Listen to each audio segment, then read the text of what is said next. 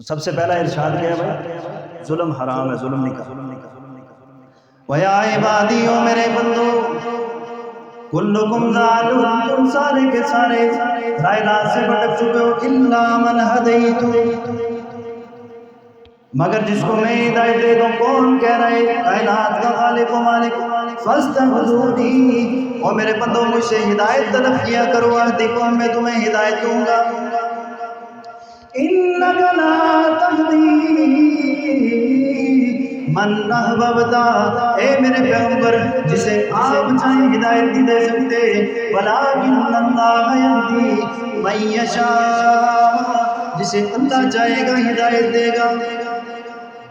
آپ دعا فرمائیں، آپ راتوں کو جاگ جاگ کے اپنے آپ کو پریشان مت کریں، یہ اسلام کیوں نہیں قبول کرتا، یہ راہ راست کے اوپر کیوں نہیں آ جاتا، اس کے پیچھے آپ کے افکار ہیں۔ اللہ پاک آپ کو اجر سے بھی نواز رہے ہیں، لیکن میرے محبوب، ہدایت میں نے اپنے ہاتھ میں رکھی ہے، میں جسے چاہوں گا وہ طلب لے کے میرے در کے اوپر آئے گا، میں اپنے اس بندے کو صراط مستقیم پر گامزن کر دوں گا۔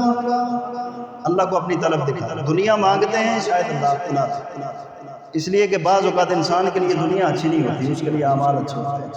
اگر اس کو دنیا مل جائے تو پتہ نہیں وہ اعمال چھوڑ دے، اللہ پاک اس لیے دنیا نہیں دیتی۔ لیکن ہدایت واحد چیز ہے جو آپ اللہ سے مانگیں گے، اللہ پاک آپ کو دے گا۔ اچھا جی، یا اللہ اس کے علاوہ اور کون کون سی چیزیں آپ سے مانگیں؟ اس کے علاوہ اور کون کون سی چیزیں؟ اللہ پاک نے فرمایا ہدایت مانگنی ہے تو کس سے مانگو؟ مجھ سے مانگو۔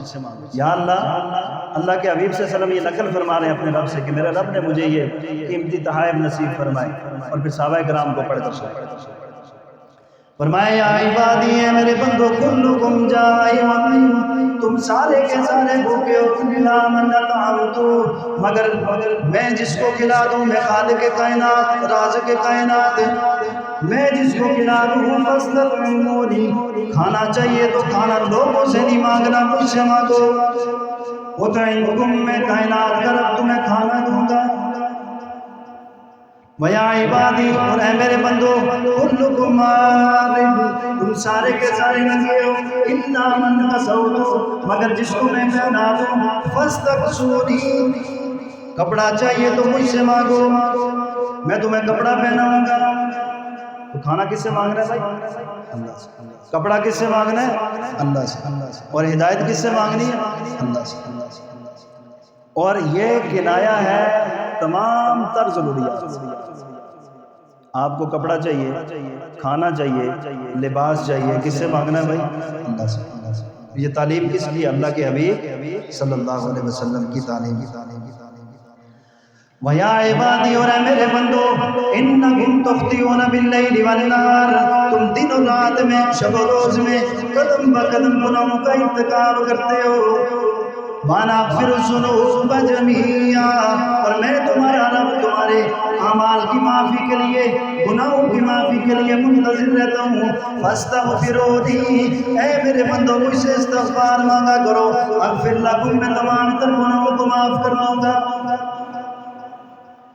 تمام تر گناہوں کو معاف کر دوں گا، تمہارے سر گناہ بھی معاف کر دوں گا، تمہارے علانیہ گناہ بھی معاف کر دوں گا، تمہارے اگلے گناہ بھی معاف، پچھلے گناہ بھی معاف کر دوں گا، تمہارے جانے ہوئے گناہ بھی، انجانے میں کیے ہوئے بھی گناہ بھی سارے کے سارے معاف کر دوں گا۔ لیکن تب معاف کروں گا جب دل و جان سے تمہارا قول و فعل، حرکات و سکنات، زبان کا قول اور دل کا قول برابر ہوگا۔